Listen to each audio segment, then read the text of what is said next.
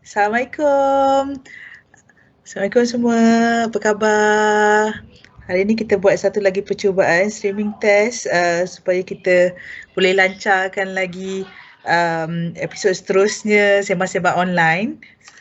Sebab saya rasa ni antara satu avenue yang kita perlu guna dalam waktu pandemik ni sebab tak dapat nak berkumpul. Tapi dia sebenarnya satu kelebihan jugalah sebab kita tak perlukan ibu bapa untuk travel datang, nak fikirkan macam mana nak travel, penjagaan anak-anak apa semua. Just luangkan masa berapa minit untuk dengar. Kemudian bila kita dah buat live dekat Facebook Autism Malaysia ni, kalau tak sempat dengar live, insyaAllah waktu lain pun kita boleh repeat dengar kan. So untuk testing hari ni, saya dah berbincang dengan Cik Zamri tadi. Saya rasa saya nak share dengan apa yang pada semua. Hai Puan Farah. Nak share apa yang saya baru belajar pagi tadi.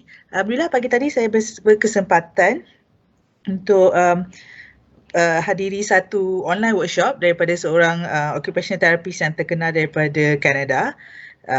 Tapi ada banyak sharing is about emotional regulation, tentang penjagaan emosi. Sebab kita sebagai ibu bapa, bila anak kita dapat diagnosis, kita selalu sangat memikirkan tentang diagnosis anak kita. Behavior anak kita, emosi anak kita, perkembangan anak kita. Tapi kita selalu lupa tentang penjagaan diri sendiri, emosi diri sendiri. Betul tak? Jadi hari ni saya nak kongsi sikit yang saya rasa sangat bermakna lah, sangat penting untuk kita semua tahu supaya insya-Allah kita dapat guna untuk diri kita. Saya rujuk balik. Okey. Kita ada belajar tentang bersyukur, gratitude. So bila kita bercakap tentang gratitude ni,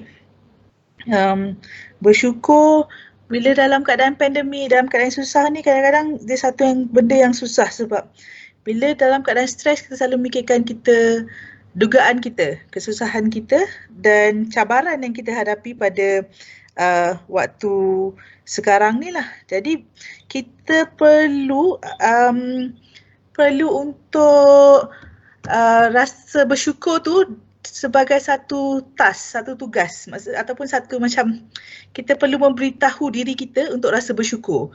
Bukannya macam kita tunggu rasa bersyukur tu datang sendiri, tapi kita bagi tahu diri kita, saya perlu bersyukur. Sebab apa? Ini ada kelebihan bersyukur yang saya belajar pagi tadi lah. Bersyukur ni dia akan mengeluarkan hormon dan meningkatkan hormon dopamin dan serotonin. Dopamin dan serotonin ni hormon-hormon yang buatkan kita rasa seronok dan kita rasa bahagia. This is hormon happy hormon yang kita perlukan. Kemudian dia akan activate bahagian otak yang bertanggungjawab untuk regulate emosi, maksudnya mengawal emosi kita lah. Regulate emosi maksudnya kemampuan kita untuk daripada bila ada satu benda yang menyebabkan kita marah, kita boleh mengawal perasaan marah dan kembali kepada perasaan okey. Bukannya terus menerus rasa marah. Begitu juga kalau kita rasa sedih.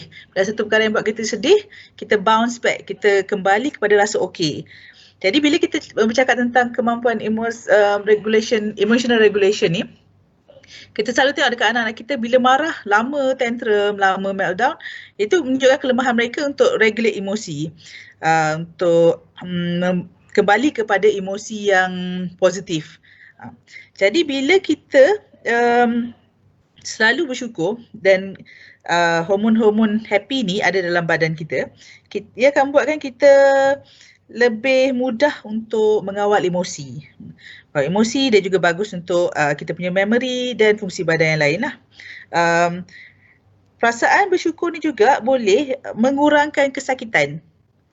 Jadi kita boleh tengok kalau orang yang sakit kronik dalam keadaan yang positif mindset, selalunya akan lebih kadar kesakitan mereka lebih akan jadi kurang daripada pesakit yang dalam keadaan negative mindset.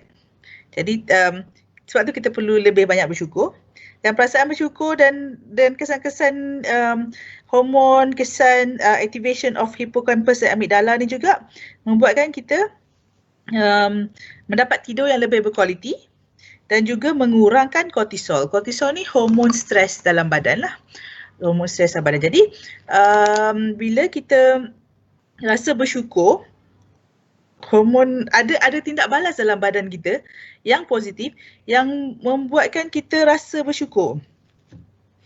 Buatkan kita rasa positif, kita boleh tidur lena. Sebab kalau kita hanya bersyukur sesekali sahaja, kesan tu tak banyak. Bila kita hari-hari, kita tetapkan satu masa untuk kita rasa bersyukur. Contohnya lepas solat, masa berdoa, selain daripada kita memohon benda yang kita perlukan, kita juga rasakan kesyukuran kita.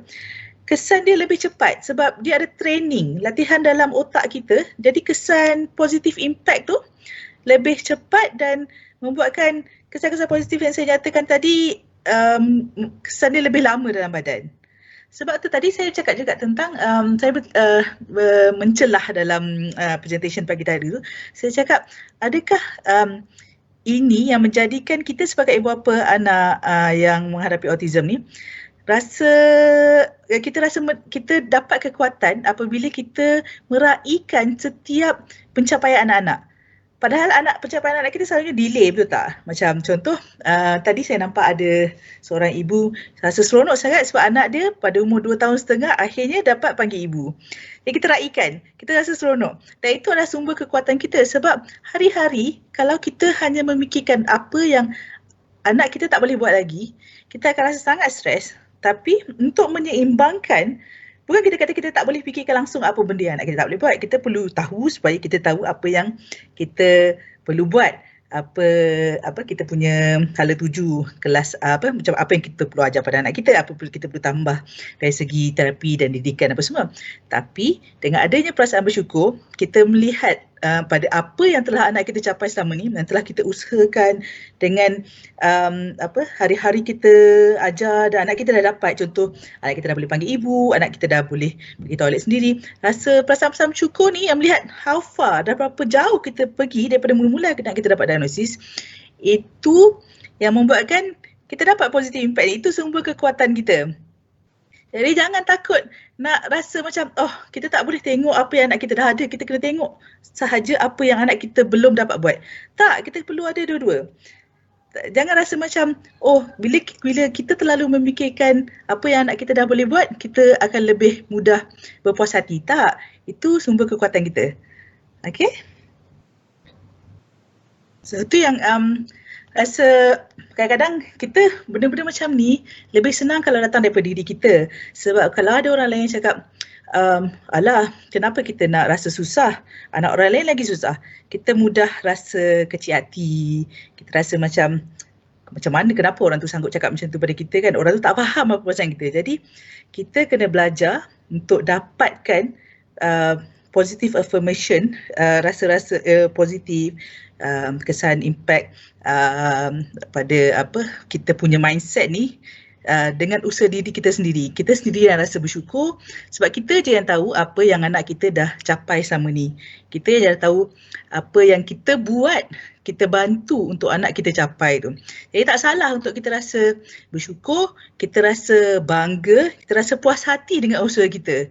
Puas hati tu bukan bermaksud macam puas hati, okey dah settle dah, anak aku dah sampai tahap ni, kita dah boleh happy. Tapi kita raihkan sebab nak tunggu sampai anak kita dah macam mana? Anak kita dah tak ada ciri-ciri autism baru kita nak happy, tak boleh. Sebab kita perlu rasa happy tu. Selain daripada rasa bersyukur ni, saya juga nak share tentang co-regulation. Co-regulation ni is macam mana kebergantungan emosi anak kita dengan emosi kita sebagai penjaga. Ada anak yang lebih rapat dengan ibu, ada anak yang lebih rapat dengan bapa.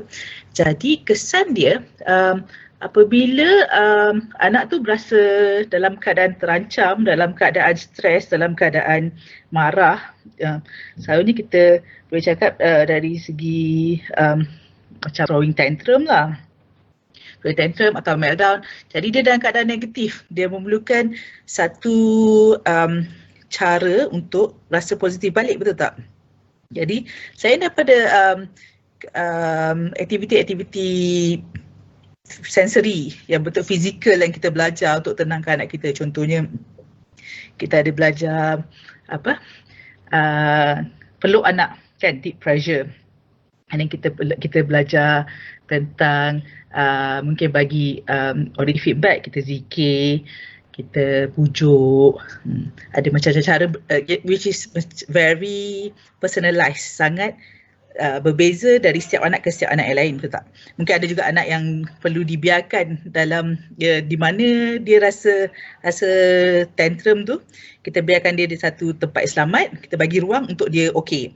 Tapi pada masa yang sama, anak kita ada satu kajian menunjukkan anak kita, dia sempadan perasaan dia dengan perasaan orang yang rapat dengan dia, dalam kes biasanya ibu lah, tak ada sempadan yang jelas. Jadi apa yang ibu rasa, keadaan negatif, dia bukan satu perasaan yang jelas, maksudnya macam dia macam lebih pada negatif atau positif. So bila ibu dalam keadaan sedih, keadaan marah, keadaan kecewa dengan anak yang sedang dalam keadaan emosi yang sangat terganggu, jadi anak susah untuk rasa okey sebab emosi negatif ibu pun dapat dirasakan. Dan dia confused, dia tak tahu itu perasaan dia sendiri atau perasaan orang lain. Dia rasakan macam perasaan dia juga. Jadi selagi ibu bapa ni marah, rasa tak okey, sebab tu anak tak boleh nak tenang.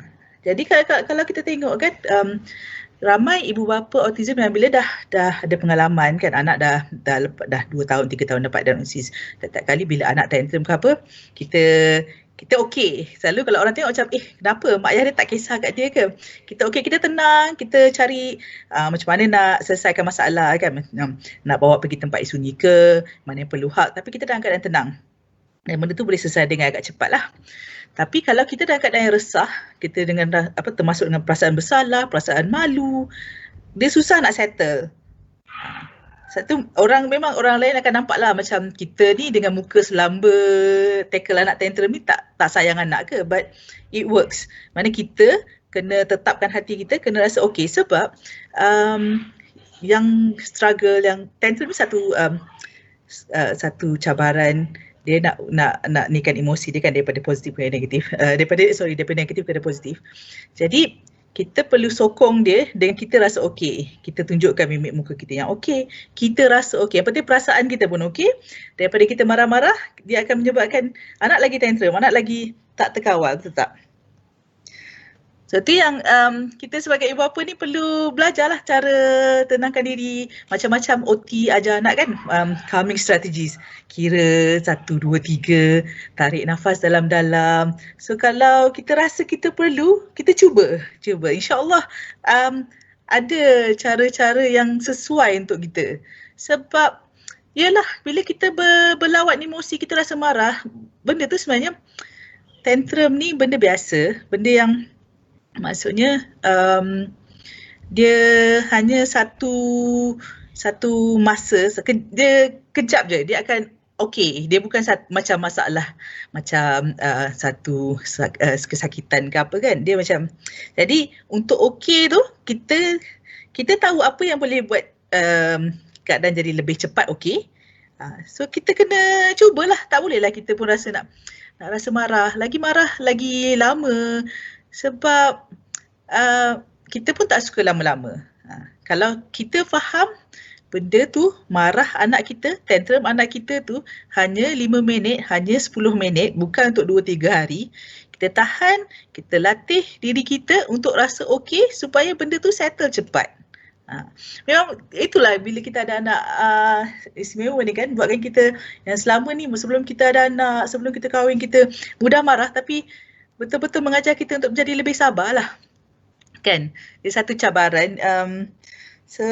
Kalau kita tak sabar, lagi lama, lagi marah. Bila kita tak sabar, kita jadi selalu marah. Bila kita marah, kita stres. Bila kita stres, kita dah lupa nak rasa bersyukur. Bila kita tak lupa rasa bersyukur, kita tak dapat hormon-hormon yang baik. Hormon stres nampak banyak dalam badan, dia akan jejaskan kesihatan.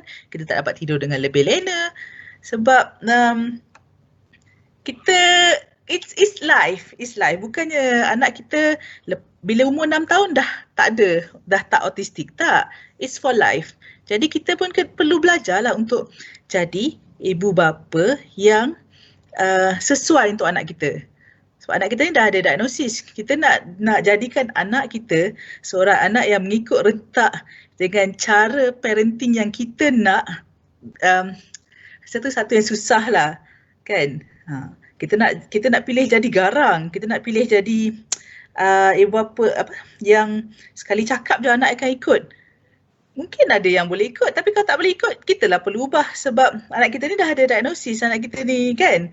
Jadi kalau kita yang rigid, lawan dengan anak kita yang rigid juga, jadi tak membantulah dalam kita membesarkan anak ni. Sebab happiness tu penting lah bagi saya. Bila happy, bila kita tenang, proses pembelajaran tu lagi senang lah, kan. Sebab macam kita selalu, kita tengok pada diri kita sendiri, bila kita stres, kita boleh belajar tak? Susah, kan? Bila kita stres, kita mudah jatuh sakit. Kita rasa semua benda pun tak betul. Jadi untuk anak-anak kita memang kita perlu buat extra effort. Bukannya kita mengharapkan benda tu go with the flow. Kita layan macam anak-anak biasa pun akan okey. Tak. Kita kena belajarlah macam mana nak tackle anak-anak yang ada diagnosis ni dengan cara yang orang bukan kata sekarang kan makin banyak kajian dah makin banyak perkongsian daripada dalam dan luar negara, daripada ibu bapa yang dah berpengalaman. Jadi kita boleh apply. Bukannya kita perlu try and error lagi dah. Kita boleh maksudnya try and error pun dengan berpandukan apa yang orang lain dah cuba. Bukan blindly, bukan sesaja-saja macam cubalah macam ni okey kot. Cubalah macam ni okey kot. Kan? Lagi-lagi kalau kita cakap sekarang kan pandemik, bila COVID-19 kita pun tak boleh nak keluar, kan. Ada yang pendapatan terjejas, anak-anak pun bila dah ada yang jenis outdoor kan, suka pergi outdoor tapi dah tak boleh keluar, dia pun rasa dah tak seronok. Lepas tu pula bila kita tengok berapa numbers kan hari-hari, berapa banyak kes baru, banyak kematian, buatkan kita rasa anxious, kita rasa gelisah, kan, kita rasa takut. Jadi benda-benda macam ni sebab anak kita, kalau kita hari-hari sentiasa 24 jam dalam keadaan stres, dalam keadaan gelisah, anak-anak kita boleh serap negatif energi kita. Dah lah anak kita pun tak keluar, kan, duduk kat rumah je. Sebab tu kita cari jalan lah. Kita cari jalan untuk menurunkan stres kita, dapatkan happy hormone, dapatkan rasa okey. Daripada rasa terkurung dalam rumah, kita perlu ubah mindset kita, saya selamat di dalam rumah. Dan benda-benda itulah kita, kalau anak yang dah boleh bercakap, anak yang dah besar, walaupun nampak macam okey, macam anak saya yang umur 11 tahun tu, nampak dah boleh bercakap, dah boleh baca sendiri, dia pun tengok berita semua, tapi perlu bercakap, perlu bincang, tanya apa perasaan dia, apa yang boleh kita sebagai ibu bapa buat untuk dia rasa lebih okey, terangkan dia kenapa dia tak boleh keluar, kenapa dia tak boleh pergi sekolah. So benda-benda tu perlu. Dia perlu, bukan tunggu sampai kita rasa okey baru anak kita rasa okey, tapi kita kena make it a point, usaha untuk rasa okey. Sebab tu kalau ada antara kita yang betul-betul dalam keadaan kesusahan lah, struggle, kan. Kalau go back to Maslow hierarchy, itu dalam kira satu hierarki keperluan dalam hidup, Maslow hierarchy of needs. Bawah sekali adalah fungsi kehidupan. Fungsi kehidupan maksudnya kita bernafas, kita makan, benda-benda macam tu. So kita perlu memenuhi keperluan tu. Jadi pada ibu bapa yang mempunyai masalah untuk yang sangat-sangat susah lah, masalah kewangan dan semua, dapatkan bantuan. Sebab there's no point kita nak mikirkan tentang benda-benda yang lebih tinggi sebelum kita selesaikan masalah keperluan asas. Jadi keperluan asas tu kita perlu penuhi, So jadi saya cadangkan reach out for help, cari kawan-kawan yang boleh cadangkan mana-mana tempat untuk kita dapatkan bantuan. Sebab kita perlu rasa okey, kita perlu rasa anak-anak kita cukup makan.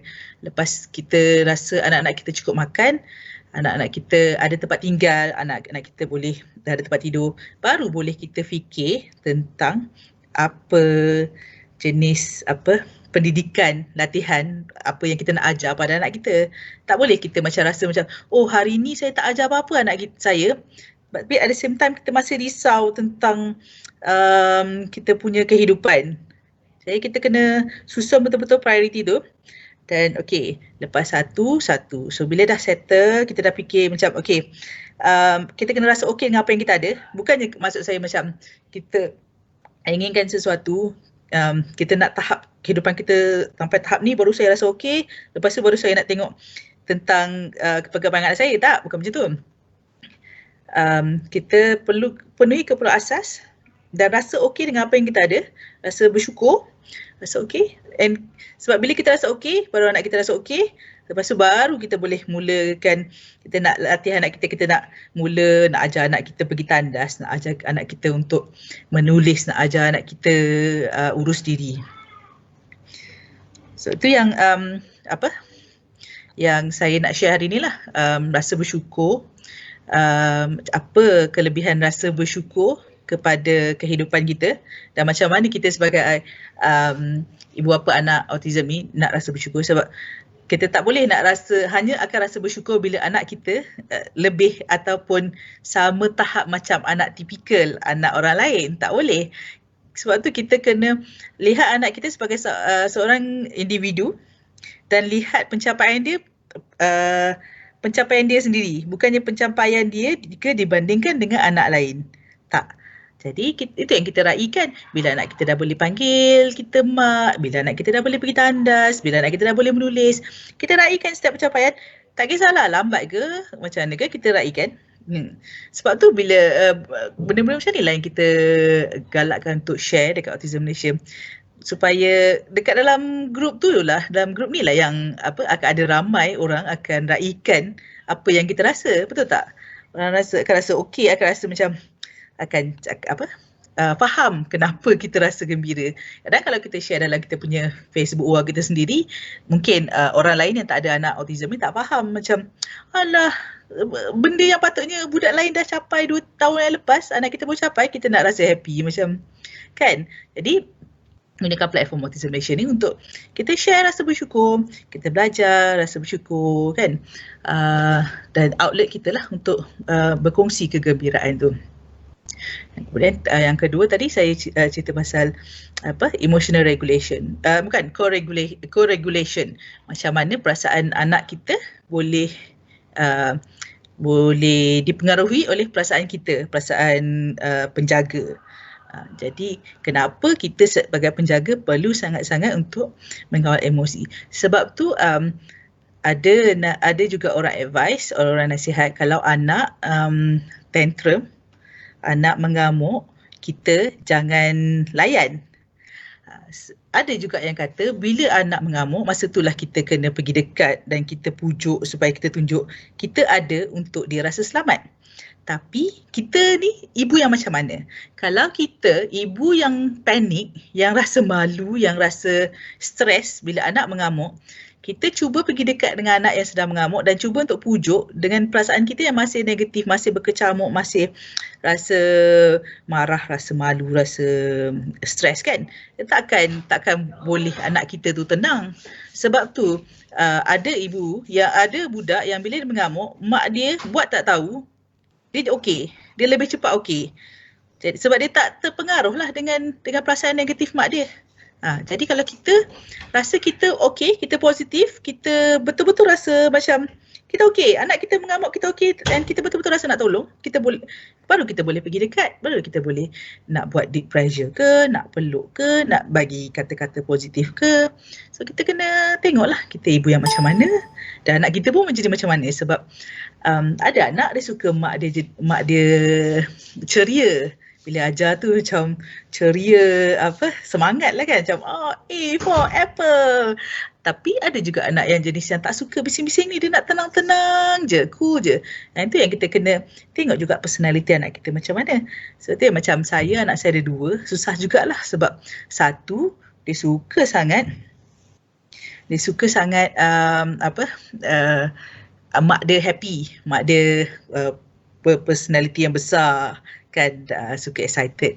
Tapi bila yang seorang lagi tu tak suka, dia macam jangan kecoh-kecoh kan, tenang-tenang cakap pun perlahan.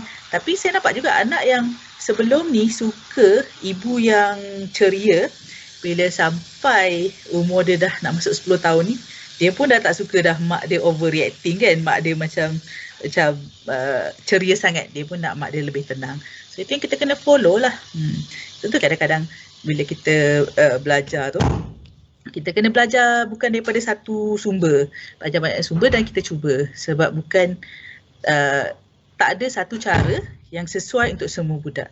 Macam kat sini kita nampak ada puan Dr. Syirah, kan Dr. Syirah bila terapi budak-budak ni ada beza kan, setiap budak ada yang suka terapis macam ni, ada suka terapis macam ni. Jadi terapis lagi kena fleksibel kan, sebab setiap klien yang datang tu berbeza-beza.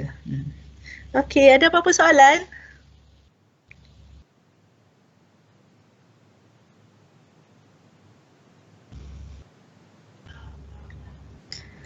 So kita kena tetapkan hari-hari bila waktu untuk kita rasa bersyukur, count our blessing.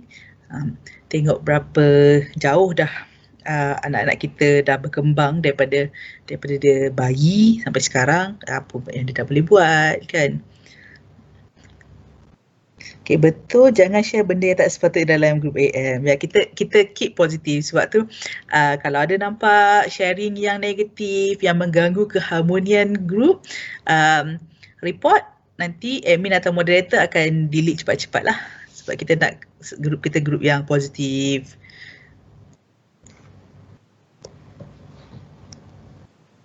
So, bersyukur ni maksudnya kita, antaranya kita redha lah, kita accept yang anak kita ni ada macam-macam cabaran dan tak sama macam anak orang lain. Sebab sebenarnya hakikatnya anak tipikal pun beza-beza kan. Jadi kita perlu menerima tu memang susah, bukannya satu yang senang untuk terima anak kita berbeza, tapi kita kena cuba jugalah.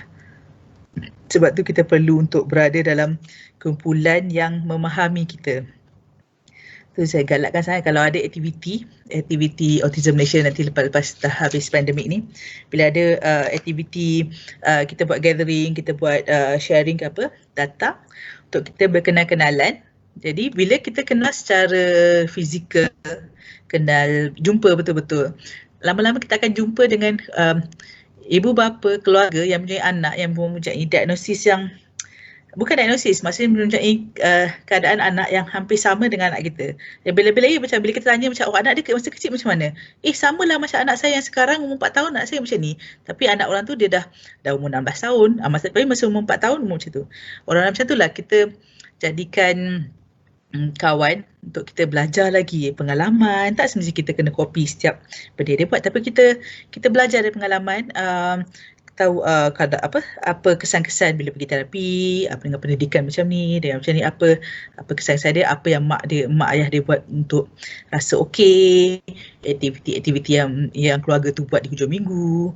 So sangat pentinglah bagi saya untuk kita semua untuk berada dalam circle yang positif, circle yang faham cabaran kita, circle yang boleh membuatkan kita kuat. Kan? Sebab spektrum autism ni kan besar. Jadi kalau saya nak bercakap untuk setiap anak-anak autism tu pun tak boleh. Anak saya ada 2 orang yang ada autism pun spektrumnya lain. Kan ada yang even 2 orang ni, antara 2 orang ni pun berbeza, ini kan lagi dengan anak orang lain. Kan ada yang yalah dengan level-level tahap mild, tahap moderate, tahap severe. So itulah memang memang tak dapat kita, kalau kita nak sorang-sorang, kita tak nak kenal sesiapa, kita just nak belajar daripada internet, belajar tanpa ada sahabat, yang memahami, kadang dah bukan sahabat, dia jadi macam keluarga, kakak angkat ke apa kan, macam satu keluarga yang boleh kita jadikan kita punya pemberi semangat lah bila tengok macam family ni kan, macam mana susah payah mak ayah dia usaha, anak dia sekarang dulu anak dia macam anak kita, sekarang anak dia dah macam ni kan. Jadi kita match kan kita punya effort tu, kita punya usaha tu, kita tahu kalau usaha kita kurang daripada apa yang keluarga tu buat, susahlah kalau kita nak harapkan anak kita capai macam anak dia kan, macam tu. Betul Puan Nuraini, dapat anak autism mengajar erti bersyukur dalam setiap anugerah Allah. Betul, jadikan kita sabar.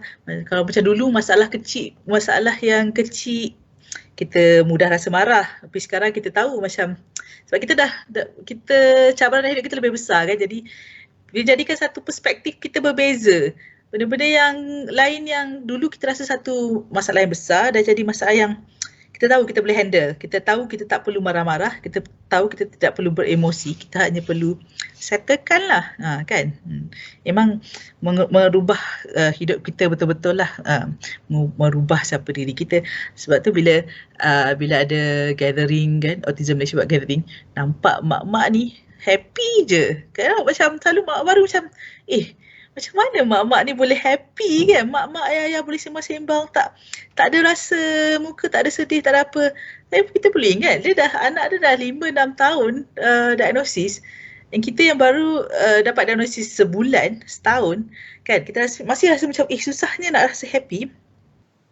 Tapi sebenarnya kita boleh rasa happy. Sebab bila kita rasa happy, bila anak kita dalam keadaan rumah yang tak stres, bukan anak kita sendiri pun dah ada stres ya, sebab dia banyak benda dia tak boleh buat dan dia akan rasa macam kenapa tak boleh buat. Tapi kalau tak ada lagi stres daripada luar, stres daripada kita, stres dengan keadaan rumah, dia memberi ruang untuk anak kita untuk lebih berkembang.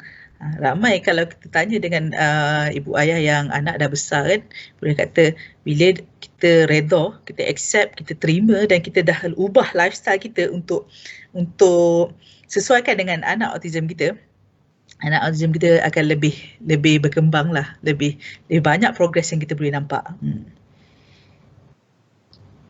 Okey, saya rasa tu saja perkongsian hari ni, tak ada apa soalan lagi. Cik Zamri ada nak tambah apa-apa? Cik Zamri lagi lama lah, anak dia lagi dah besar kan.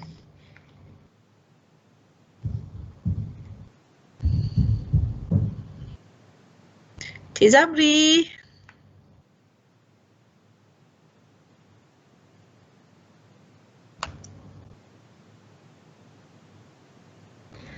Ya, Tuhan memandu arah hidup kita ke arah yang lebih baik dan hadirnya anak spesial ini, jadi bersyukurlah kerana itu.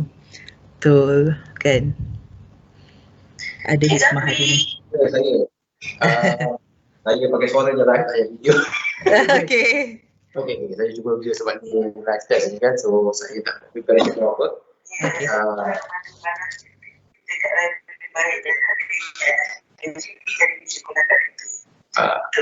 So, terima kasih kepada diri yang sekejap ya.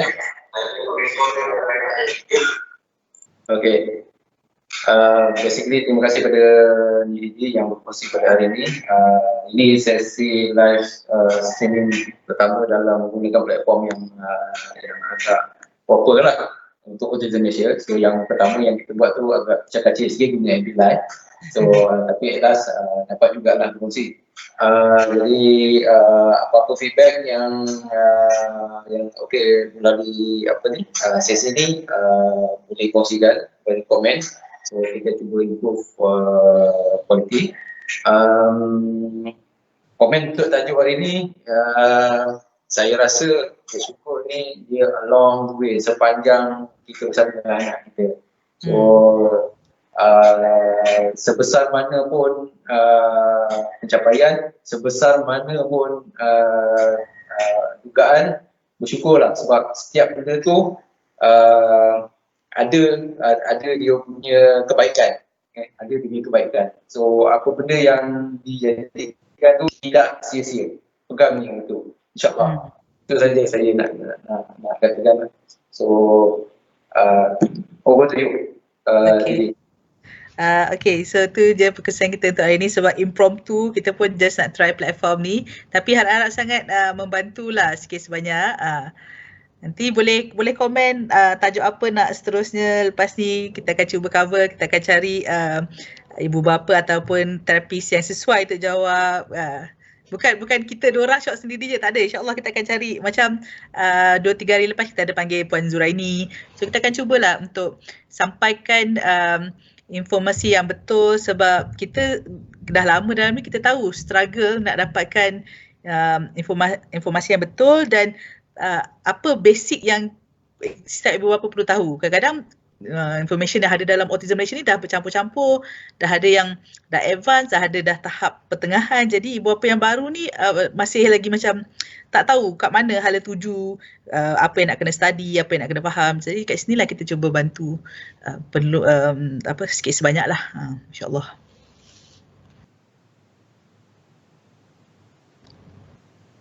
Okay, Cik Zabri boleh tutup? Boleh ni? Closing tu je Okay. So kita tamatkan sesi ni. So jumpa lagi di sesi yang lain, InsyaAllah. Okay. Assalamualaikum. Salam.